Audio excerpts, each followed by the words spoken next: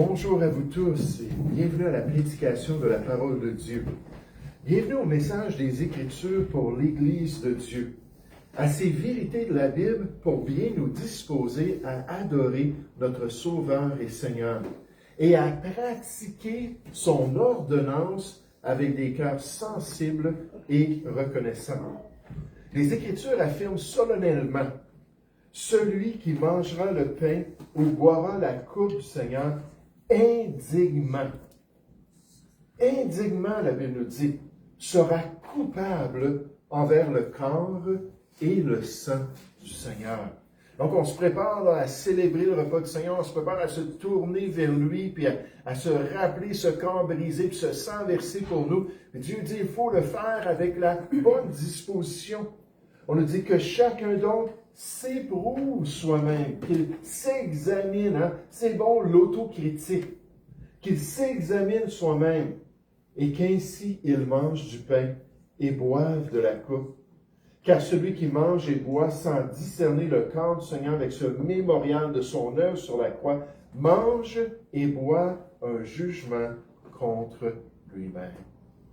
Et vous savez, je n'ai pas mis le verset 30, mais ça aurait été peut-être nécessaire de dire, c'est pour cela qu'il y a parmi vous beaucoup d'infirmes et de malades, et qu'un grand nombre même sont morts. Parce que Dieu avait frappé l'Église de Corinthe à cause de leur mépris du repas du Seigneur, de cette ordonnance-là. Donc, on veut vraiment bien se disposer ce matin, on veut bien pratiquer ce mémorial, on veut avoir des cœurs sincères, et ce n'est pas la perfection, parce que si c'était la perfection, personne ne recevrait le repas du Seigneur ce matin. Personne ne participerait. Mais c'est juste une sensibilité, une sincérité. Et là, quand on a quelque chose, on dit, Seigneur, lave mes pieds, que je sois parfaitement pur devant toi. Tu m'as déjà lavé le restant, il me reste juste mes pieds qui se salissent dans ce monde. Lave mes pieds pour que je puisse t'honorer en le faisant. J'aimerais vous inviter à chercher ce matin l'Évangile de Matthieu au chapitre 13. L'Évangile de Matthieu au chapitre 13, puis j'aimerais qu'on considère un élément de ces qualifications-là pour célébrer le repas du Seigneur, c'est-à-dire qu'il faut être sauvé. Il faut être une personne pardonnée, avoir expérimenté la nouvelle vie en Jésus-Christ, la nouvelle naissance qui vient d'en haut. J'aimerais qu'on regarde une des paraboles du royaume de Dieu qui nous parle de ça, alors qu'on va considérer la semence authentique de Dieu. La semence authentique de Dieu. Dans Matthieu chapitre 13, à partir du verset 24. Si vous voulez suivre dans vos Bibles, Matthieu 13 au verset 24. Il, Jésus, leur proposa une autre parabole. Et il dit, le royaume des cieux est semblable à un homme qui a semé une bonne semence dans son champ. Mais pendant que les gens dormaient, son ennemi vint et sema de l'ivraie qui n'est pas une bonne semence parmi le blé et s'en alla. Lorsque l'herbe eut poussé et donné du fruit, l'ivraie parut aussi. Les serviteurs du maître de la maison vinrent lui dire, « Seigneur, n'as-tu pas semé une bonne semence dans ton champ? D'où vient donc qu'il y a de l'ivraie, de la mauvaise herbe? » Il leur répondit, « C'est un ennemi qui a fait cela. » Et les serviteurs lui dirent, « Veux-tu que nous allions l'arracher? » Non, dit-il, de peur qu'en arrachant l'ivraie, vous ne déraciniez en même temps le blé. Laissez croître ensemble l'un et l'autre jusqu'à la moisson, et à l'époque de la moisson, je dirai aux moissonneurs, arrachez d'abord l'ivraie et liez-la en germe pour la brûler, mais amassez le blé dans mon grenier. Et regardez l'explication que Jésus donne de cette parabole au verset 36. Alors il renvoya la foule et entrant dans la maison. Ses disciples s'approchèrent de lui et dirent, « Explique-nous la parabole de l'ivraie du champ. » Il répondit, « Celui qui sème la bonne semence, c'est le Fils de l'homme. » On voit les détails dans un instant. Le champ, c'est le monde. La bonne semence, ce sont les fils du royaume, les sauvés, les vrais chrétiens. L'ivraie ou la mauvaise herbe, ce sont les fils du malin ou les ennemis de la croix de Christ. L'ennemi qui l'a semé, c'est le diable. La moisson, c'est la fin du monde. Et j'aime ces explications. Les moissonneurs, ce sont les anges. Or, comme on arrache l'ivraie et qu'on la jette au feu, Il en sera de même à la fin du monde. Le Fils de l'homme enverra ses anges qui arracheront de son royaume tous les scandales et ceux qui commettent l'iniquité, et ils les jetteront dans la fournaise ardente, où il y aura des pleurs et des grincements de dents. Alors les justes resplendiront comme le soleil dans le royaume de leur Père. Que celui qui a des oreilles pour entendre, entende. Je répète cela ce matin, que celui qui a des oreilles pour entendre, entende. En gros, comme critère, la parole de Dieu nous présente pour pouvoir prendre le repas du Seigneur dignement, cette bonne disposition de cœur, alors qu'on sait personnellement que nous sommes des enfants de Dieu, qu'on fait partie des enfants de Dieu, qu'on est des vrais chrétiens par la grâce de son salut. Et seulement alors pouvons-nous pratiquer le repas du Seigneur dignement. Et là, j'aimerais qu'on puisse regarder ce matin, en débutant, le défi de bien identifier la semence. Le défi de bien identifier la semence, de bien identifier ceux qui sont vraiment des enfants de Dieu, plutôt que les imposteurs. De voir assez de fruits spirituels dans la vie d'une personne pour identifier le vrai du faux. Les vrais croyants sauvés par la grâce de Dieu, de ceux qui font semblant, qui se font passer pour des brebis, mais qui ne le sont pas réellement. C'est vraiment un enjeu ici dans notre passage biblique. On voit ça dans cette réalité-là, qu'il y a des gens qui se disent chrétiens, il y a des gens qui sont parmi les enfants de Dieu, qui sont dans les assemblées chrétiennes, mais qui ne font pas partie de l'Église de Dieu, qui ne font pas partie de la maisonnée du Seigneur, n'ont jamais été sauvés. Et Jésus voulait que les gens puissent comprendre ça, qu'ils puissent saisir cette réalité-là. Surtout lorsqu'on pense au corps qui fut brisé, au sang qui fut versé, et qu'on célébrerait ça sans être soumis à ce salut-là que Jésus a accompli au Calvaire. L'ivraie ressemble si bien au blé, surtout dans ses premières croissances, qu'il est presque impossible à distinguer à l'œil nu. Ainsi, dans l'Église visible, les hommes qui n'ont que l'apparence extérieure de la piété, qui confessent la bonne doctrine et mènent une vie morale, peuvent être confondus avec les vrais croyants. En d'autres mots, puis j'ai toujours dit ça à mon épouse, j'aurais tellement aimé cela, avoir un discernement spirituel qui me permettrait de regarder les gens, puis au-dessus de leur tête, ça serait marqué dans un petit hublot « Sauvé ». Puis là, après ça, je regarderais d'autres personnes, là, ça serait marqué « Non sauvé ». Là, je m'en irais, là, je ne sais pas, moi, au Walmart, ou au Costco, n'importe où. Là, je regarderais toutes les personnes, puis une fois de temps en temps, je verrais sauver. Ouh! Wow! J'irais voir la personne pour lui serrer la main. Vous savez, quand on fait le ministère du porte-à-porte, c'est pas juste les témoins de Jéhovah, les mormons, les églises évangéliques à travers le monde font du porte-à-porte. C'est pas populaire au Québec, pour différentes raisons. Mais moi, j'aime ça. Je pars avec Tom, avec quelqu'un d'autre, on va parler aux gens juste doucement, leur dire « Hey, on a une bonne nouvelle pour vous. Est-ce que vous nous permettriez de vous expliquer c'est quoi l'évangile de Jésus-Christ? » Et on a des dépliants à vous donner, des Bibles, si vous n'avez rien à recevoir. Et là, on parle avec les gens. Mais comme j'aimerais ça pouvoir voir sauvé au-dessus de la tête, ou non sauvé. Et vous savez, des fois, je n'ai même pas besoin. Parce que si c'est un enfant de Dieu, la personne va dire « Ah, ça c'est une bonne nouvelle. » Parce que moi aussi, un jour, j'ai accepté le Seigneur Jésus. Moi aussi, j'ai été réconcilié par l'œuvre de Christ. Mais cette réalité-là, quand on vient à l'Église, on a tous des beaux sourires, on s'est tous pomponnés, hein, on vient honorer le jour du Seigneur. Puis là, on se regarde, puis à moins qu'on se connaisse plus intimement, c'est dur à savoir. Est-ce que cette personne-là est sauvée? Est-ce que cette personne-là est sauvée? Ne l'est-elle pas? Dieu dit c'est correct. Il dit, lui, il connaît ceux qui lui appartiennent. C'est sa tâche de déterminer ça. Mais cette réalité-là, que ce n'est pas facile. Le Seigneur nous enseigne que tenter de déraciner l'ivraie avant la moisson, avant son jugement, causerait un dommage irréparable au bon grain, nous dit Jean Calvin. Il nous interdit ainsi de juger le cœur et l'état spirituel d'autrui par la seule conduite extérieure. Même si Dieu nous dit de regarder aux fruits. Car seul le Seigneur, lors de la moisson, peut discerner l'intérieur ou le cœur et séparer les enfants du royaume de ceux qui ne sont que des imposteurs, des personnes qui ne sont pas réellement sauvées. Et vous savez, la Bible décrit ce phénomène-là lorsque les gens vont se tenir devant Christ un jour. Alors que le Seigneur Jésus, il n'y aura plus rien pour cacher la réalité de qui ils sont dans l'autre vie. Et que le Seigneur va dire à plusieurs personnes, « Je ne vous ai jamais connus. » Là, on parle ici de gens qui se disaient des brebis, là, dans Matthieu chapitre 7. On parle de personnes ici qui se disaient avoir prêché pour Christ, qui disaient avoir fait des miracles pour le Seigneur, avoir chassé des démons, avoir eu des puissances quelconques. Puis on a vécu en ton nom et pour ta gloire. Et pourtant, Jésus va leur dire, « Je ne vous ai jamais connu. » Est-ce que c'est important ce qu'on regarde ce matin? J'aimerais vous dire, c'est très, très important. C'est une question de damnation.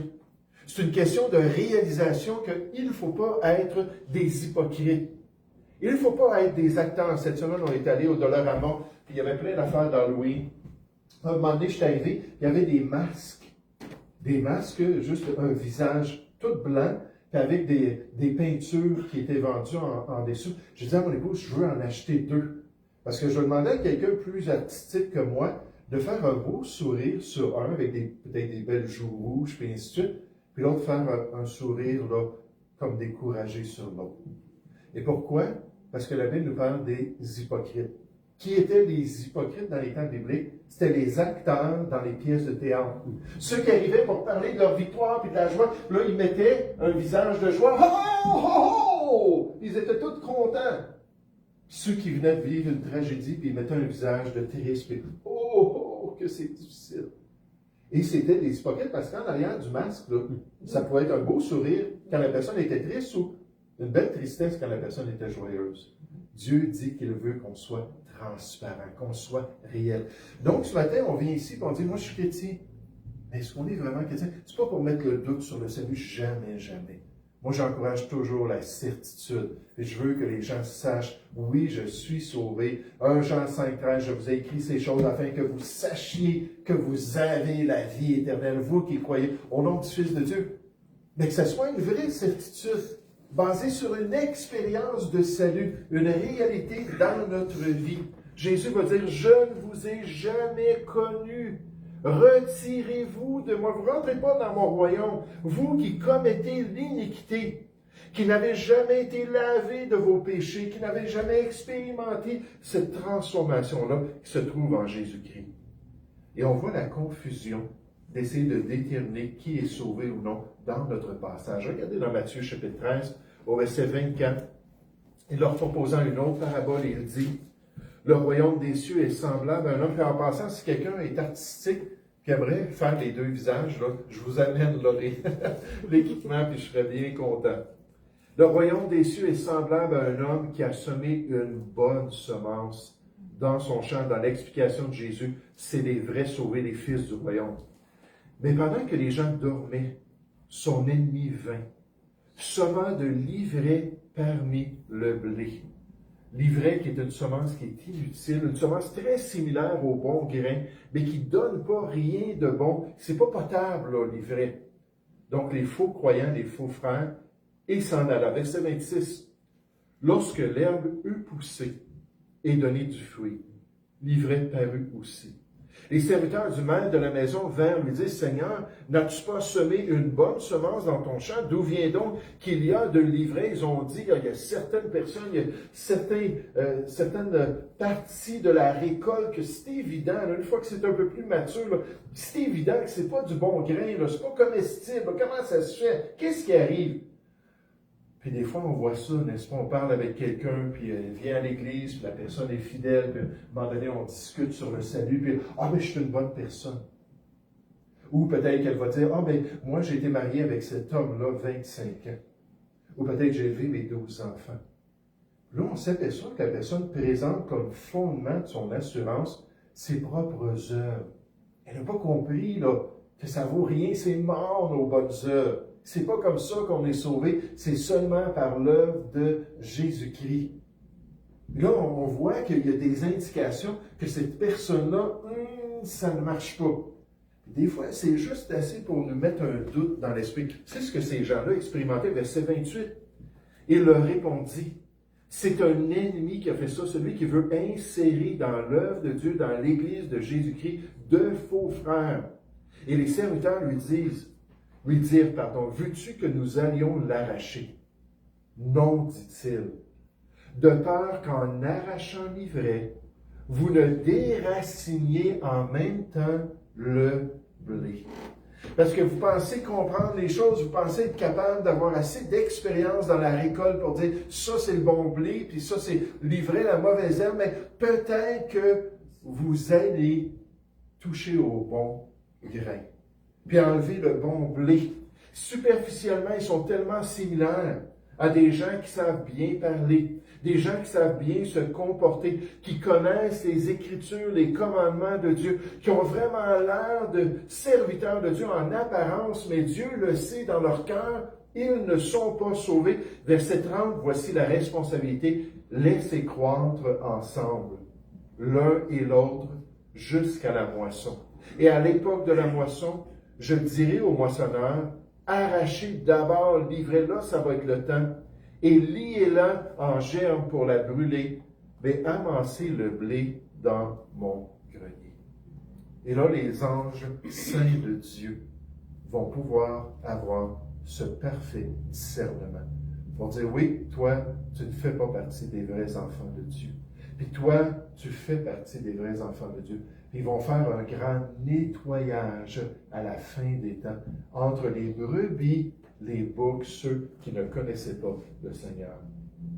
Le pasteur MacArthur nous rappelle comment les moissonneurs reconnaîtront-ils le bon grain de l'ivraie. Le problème, comme toujours, est le fruit spirituel qu'il porte. L'ivraie peut ressembler au blé, mais elle ne peut pas produire de grain de blé véritable. Le grain mûr ou mature sépare clairement le blé de l'ivraie. Il en est de même dans le monde spirituel.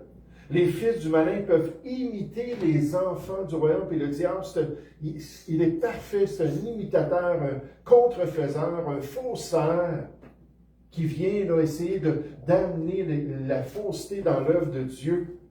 Mais ils ne peuvent pas produire la vraie justice de Dieu, puis agir comme de vrais chrétiens. Là, ce matin, on a le miroir spirituel devant nous, pour nous rappeler l'importance d'être authentique, l'importance de vraiment connaître le Seigneur. Est-ce que nous sommes vraiment sauvés? Est-ce qu'on fait vraiment partie des enfants de Dieu? Il ne faut pas attendre que ce soit trop tard. Dans la prochaine vie, ça va être terminé. En face de Dieu, la damnation ou la félicité va être déclarée. C'est un choix pour aujourd'hui. De ceux et de celles qui ont mis leur confiance dans ce corps brisé, dans ce sang versé pour le salut. Est-ce que c'est la réalité? Vous savez, si vous dites, je ne suis pas certain, j'ai été élevé dans une famille chrétienne, ou peut-être je viens d'une culture qui est plus religieuse, puis plus chrétienne qu'ici, au Québec. Puis en passant, il y a 50 ans, les gens étaient beaucoup plus religieux. Quelqu'un m'a demandé ça, les statistiques de l'assistance à l'Église. Là, j'ai remonté il y a 75 ans. Puis au Québec, 90% des gens, le dimanche, étaient à l'Église. Là, je dis l'Église, entre guillemets, mais ils allaient à l'Église. Aujourd'hui, c'est 10 à 12% dans n'importe quel groupe, dans n'importe quelle assemblée. Puis on voit que notre société a grandement changé. Ceux qui viennent au Québec et qui disent « Hey, moi je cherchais un endroit là, qui allait avoir une piété, une moralité pratique, on allait pouvoir s'entendre sur les grandes vérités de la vie. » Bien sûr, je suis désolé, le Québec, c'est pas la meilleure place pour ça. Avec le sécularisme, avec toutes les lois qu'on est en train de pousser. Mais la réalité, c'est qu'une fois qu'on quitte ce monde, il faut vraiment se préparer à cette analyse-là. Est-ce que nous sommes vraiment des enfants de Dieu? Mais remarquez ce jugement réel qui s'en vient sur la semence. Le jugement réel. Le jugement que Dieu promet concernant la vraie identité des gens.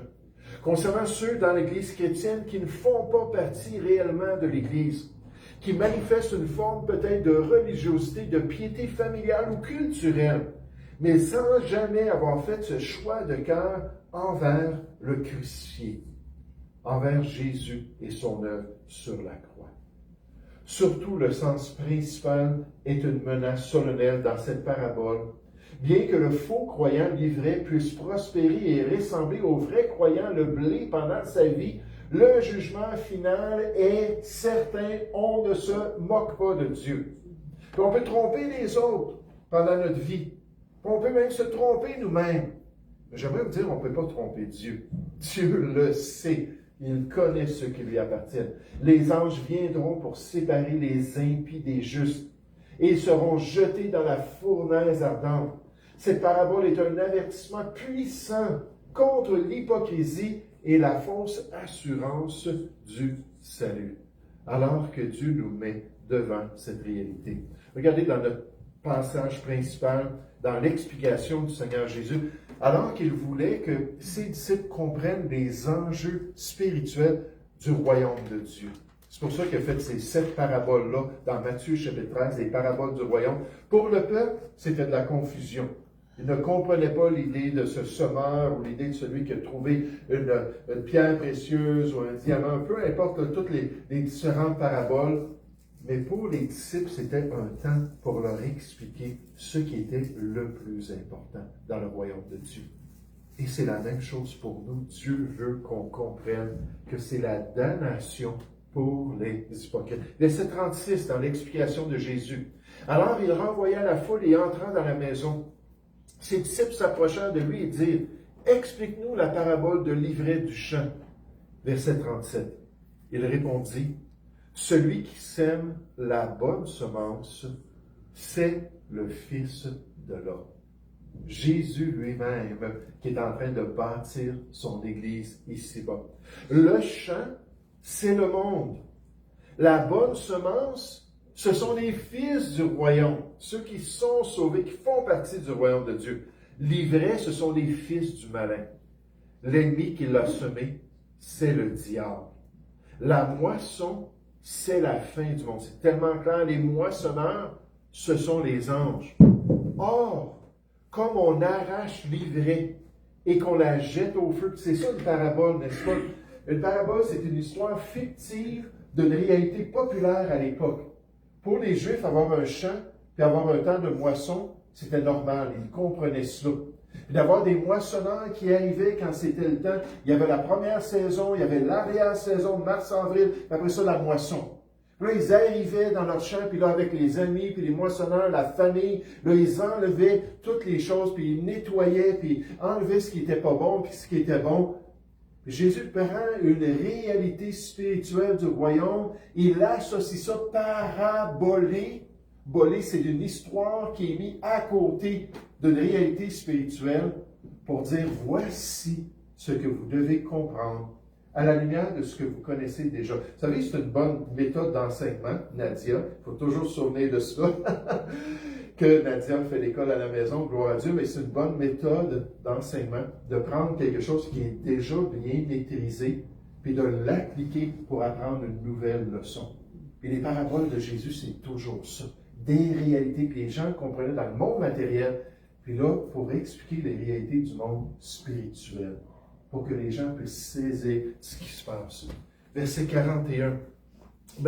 Verset 40 toujours. Et comme on arrache l'ivraie et qu'on la jette au feu lors de la récolte, il en sera de même à la fin du monde devant Dieu. Le Fils de l'homme enverra ses anges qui arracheront de son royaume tous les scandales et ceux qui commettent l'iniquité, qui n'ont jamais vraiment fait partie de l'œuvre de Dieu, et les jetteront dans la fournaise ardente. Les mercredis soirs, je fais des études un peu plus complexes sur différents sujets. Puis un des sujets que je veux développer, c'est la géhenne. Qu'est-ce que c'est que la géhenne? Ou cette fournaise ardente, communément appelée par les gens de la société l'enfer. Mais qu'est-ce que c'est dans la parole de Dieu, cette réalité de damnation éternelle? Juste pour nous aider à voir comment c'est important de prêcher l'Évangile, pour nous aider à voir comment c'est important d'être une lumière pour les gens qui nous entourent.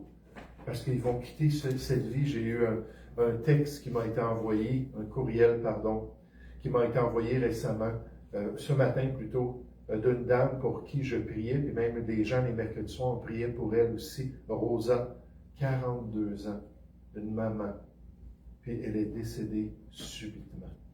Ils n'étaient pas capables de comprendre qu'est-ce qu'elle avait, puis pourquoi est-ce que sa santé s'est changée tellement rapidement, dégradée tellement rapidement, puis finalement, ben là, ils ont dit, hey, il faut qu'on ait une chaîne de prière à travers le monde, parce que c'était des gens qui étaient bien connus à travers les nations. Et là, j'ai eu la réponse. Elle est décédée, elle est partie. On n'a qu'une seule vie à vivre et c'est une vapeur. Ça part rapidement. Puis là, après ça, c'est la durée éternelle de notre sort final. Et au verset 42, ils les jetteront dans la fournaise ardente, où il y a des pleurs et des grincements de dents. Alors les justes resplendiront comme le soleil dans le royaume de leur Père. Puis là, Jésus dit que celui qui a des oreilles pour entendre, entende. Parce que c'est tellement important. Puis n'oubliez pas, dans les disciples, il y en avait un des apôtres qui n'était pas converti. Jésus dit, celui-là, là, il n'est pas pur devant Dieu. Puis lui, il avait besoin d'entendre ces vérités-là. Regardez une autre parabole dans cette série-là, au verset 47, qui nous dit à peu près la même chose, avec une autre approche. Le royaume des cieux est encore semblable à un filet jeté dans la mer, puis nécessairement, il y avait des pêcheurs. Je pense que 40% des apôtres, c'était des pêcheurs, si je ne me trompe pas. Puis d'ailleurs, il leur a dit, vous serez des pêcheurs d'hommes. Hein, vous allez avoir une part dans l'évangélisation. Donc, cette image-là, un filet jeté dans la mer et ramassant des poissons de toute espèce. Quand il est rempli, les pêcheurs le tirent. Et après s'être assis sur le rivage, c'est le temps du nettoyage, ils mettent dans des vases ce qui est bon, ce qui est digne, ce qui est potable, et ils jettent ce qui est mauvais, ce qui est non comestible. Il en sera de même à la fin du monde.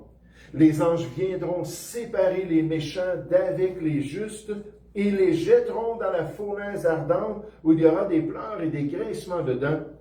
Avez-vous compris toutes ces choses? Oui, répondirent-ils, tous ensemble. Puis peut-être ce matin, si on entend cette question-là, avez-vous compris toutes ces choses? Peut-être qu'on dirait, oui, je saisis, je comprends, là, je vois, là, c'est très solennel, je vois que c'est très important. Mais est-ce que c'est juste intellectuel ou c'est dans notre cœur? Est-ce qu'on peut dire, oui, je comprends par expérience? Parce que j'étais dans les ténèbres et Dieu m'a délivré pour m'amener dans son admirable lumière. Et je le sais que c'est vrai. Et je le sais que c'est important. Jésus a dit dans Jean 3 au verset 3, il a dit, ne t'étonne pas, ça c'est le verset 5, pardon, mais il dit que si on n'est pas né de nouveau, on ne peut pas voir le royaume des cieux. Et si on n'est pas né de nouveau, verset 5, on ne peut pas entrer dans le royaume. Nous ne sommes pas des fils du royaume. Il dit, ne t'étonne pas que je t'ai dit, il faut dans ta vie, il faut pendant que tu es ici-bas parmi les vivants, il faut que tu naisses de nouveau. Que tu reçoives une nouvelle vie en Jésus-Christ, que tu reçoives une nouvelle nature en lui. Ça prend cela. Parce que sinon, tu peux bien paraître comme un chrétien. Et une fois que tu quittes ce monde, ça va être terminé pour toi. Il le faut, comme c'est important. Puis comme on devrait prendre ça au sérieux devant le Seigneur. La Bible nous dit, examinez-vous vous-même. On ne peut pas le faire pour vous. Dieu nous dit, ce n'est pas notre tâche. Examinez-vous vous-même pour savoir si vous êtes dans la foi, si vous êtes sauvés. Éprouvez-vous vous-même. Y a-t-il eu un temps dans ma vie, y a-t-il eu un moment où j'ai expérimenté cette transformation-là? Ça n'a pas besoin d'être une grande émotion, ça n'a pas besoin d'être un grand sentiment. Mais vous savez que l'orientation de votre vie a changé, votre cœur a changé, vos désirs ont changé. Une semaine après ma fête d'Halloween à l'âge de 21 ans, une semaine après le 7 novembre, j'ai accepté le Seigneur. Puis tout de suite, j'ai regardé la fête de l'Halloween. Et pour moi, ça représentait les ténèbres. Pour moi, ça représentait toute ma poursuite, ma quête spirituelle qui m'ont amené l'autre bord de la planète, aux Philippines. Alors que je suis allé là-bas pour rentrer dans une secte que je voulais là, être en contact avec des guides spirituels. J'étais dans le spiritisme, je voulais m'en aller dans l'occultisme encore plus profondément, l'autre bord de la planète. Et pendant ce temps-là, il y avait une église évangélique qui priait à chaque jour pour moi. Protège ce jeune homme, Seigneur. Il veut te trouver, il a un désir spirituel. Toutes les portes se sont fermées, une après l'autre. Je suis revenu là-bas, là, comme sol de terre, j'ai dit, Seigneur, que veux-tu que je fasse? Puis là, j'ai entendu l'Évangile pour la première fois et j'ai été sauvé. Ma vie a été transformée. Puis là, je pensais à l'Halloween, puis je pensais à mon ancienne vie. J'avais plus d'intérêt pour ces choses-là. La musique heavy metal, j'ai tout pris mes cassettes, puis 33 tours, 45 tours, c'était comme ça que ça fonctionnait. Il n'y avait pas de CD. Tout brisé ça. Je ne voulais plus rien avoir à faire avec ces choses-là. Là, j'ai dit, Seigneur, comment est-ce que je peux maintenant te servir? Comment est-ce que je peux prendre mon corps qui a été livré au mal, puis prendre ces instruments-là de ma vie pour les donner à la justice de Dieu et accomplir la volonté de Dieu? Examinez-vous vous-même. Ne reconnaissez-vous pas que Jésus-Christ est en vous, que vous avez reçu cette nouvelle vie-là? Examinez-vous vous-même pour savoir si vous êtes dans la foi. Ce n'est pas par un sentiment passager ou par une profession de foi faite une seule fois qu'on peut être assuré de son salut. Il faut faire attention à ce qu'il veut dire, ce théologien et pasteur-là. Ça veut dire juste faire une petite prière. Il veut dire, je suis sauvé. Puis qu'il n'y a rien qui change. C'est pas ça là, qu'on parle ici. Et c'est la preuve de la régénération, de la nouvelle vie en Jésus et de l'appartenance à la véritable Église de Dieu se trouve dans les fruits durables de l'Esprit Saint. Le 7, ça va faire 39 ans que j'ai été sauvé. Puis je peux dire qu'en 39 ans, Dieu a toujours continué à nettoyer, toujours continué à perfectionner, toujours continué. C'est pas fini, ce n'est que le début. Mais je sais que ma vie est différente depuis ce jour-là, lorsque j'ai connu le Seigneur Jésus. Le véritable croyant ne peut pas persister dans un mode de vie rebelle et pécheur, où il fait le contraire à la volonté de Dieu et se sent bien à l'aise de le faire. Puis son Père céleste, s'il était son Père, ne vient pas le reprendre, alors qu'il est sur la voie large qui mène à la perdition. Tout ça pour nous dire ce matin qu'on doit être sérieux. On doit s'examiner. L'examen doit se faire en comparant sa vie non pas aux autres, mais à la norme de la parole de Dieu, en cherchant la présence active de la sainteté et de la repentance continue dans son cœur. Parce qu'on continue à tomber, on bronche de toutes sortes de manières. L'esprit est bien disposé, notre chair est faible. Puis là, on va faire des choses régulièrement, puis on va savoir que ce n'était pas le plan de Dieu. Puis là, on est toujours prêt à revenir, puis à le confesser, puis à l'admettre au Seigneur. Seigneur, je suis tellement indigne de toi. Mais merci qu'en Jésus-Christ, j'ai le pardon. Lave-moi et rends-moi plus victorieux pour accomplir de plus en plus ta volonté. Pendant des années, j'ai été le plus grand imposteur de la petite ville où j'ai grandi, où tout le monde pensait que j'étais chrétien parce que j'étais à l'Église, affirme un des plus grands théologiens chrétiens du temps moderne. Il dit, j'ai joué le rôle de chrétien, j'ai professé la doctrine, j'ai même prêché des sermons sans jamais avoir été régénéré par l'Esprit de Dieu. J'étais un blé de surface qui ressemblait à de la vraie semence, mais qui était intérieurement de l'ivraie, puis c'est là qu'on le sait, à l'intérieur. C'est là que l'Esprit de Dieu vient nous montrer si on est vraiment un enfant de Dieu ou non. Le jour où j'ai finalement compris que ma vie morale et mes efforts religieux n'étaient pas le salut, j'ai été conduit à une véritable repentance, à abandonner ma propre justice et à me fier uniquement à l'œuvre accomplie de Christ. Ce jour-là, l'Évangile m'a sauvé et je suis né de nouveau, passant d'une imitation stérile à une vraie adoption dans la famille de mon Dieu. D'après le docteur Harry Ironside, qui a dit pendant des années, j'étais un hypocrite. Mais un jour, Dieu a touché mon cœur et m'a permis de me tourner vers lui. Donc ce matin, alors qu'on va prendre le repas du Seigneur, la première question qu'on doit se poser, c'est est-ce que je suis vraiment un enfant de Dieu? Est-ce que je peux sincèrement pratiquer cette ordonnance-là, puis penser à ce corps qui a été brisé pour le salut, ce sang qui a été versé pour notre pardon, puis vraiment le faire sans pouvoir dire, oui, moi je suis pardonné, moi je suis sauvé. Et ce matin, on va prendre un temps pour courber notre tête, juste laisser la liberté au Saint-Esprit de venir parler à notre cœur. Et pour terminer ce matin, qu'en est-il dans notre vie? Qu'en est-il dans notre cœur? Alors qu'on pense à cette ordonnance, est-ce qu'on peut dire, je vais la célébrer dignement?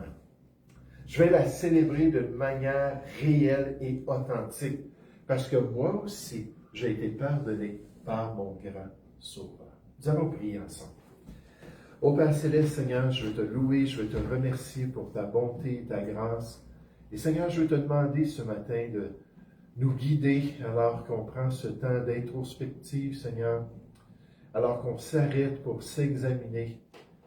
Et Père, j'ai compassion pour ceux qui ont été élevés dans des familles chrétiennes.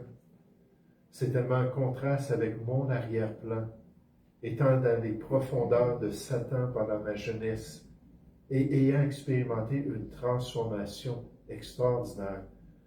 Mais quand on est dans ces contextes-là où notre famille est chrétienne et Père, où notre culture peut-être, notre pays d'enfance est chrétien aussi, qu'on peut penser que peut-être nous aussi on l'est, mais sans jamais avoir expérimenté cette nouvelle vie, cette transformation, cette naissance. On sait que quand nous sommes nés, Seigneur, physiquement, ça a été un changement radical, au moins notre mère peut nous le dire. Ça a été massif. Mais aussi, quand on le fait spirituellement, il faut qu'il y ait un changement. Alors, Père Céleste, travaille dans nos cœurs, je te prie. Manifeste-toi dans nos vies. Aide-nous à partager cette bonne nouvelle avec tous. Oh, il faut se préparer à la rencontre de notre Dieu. Seigneur, nous te prions au nom du Seigneur Jésus. Amen. Amen. Donc, on va juste prendre un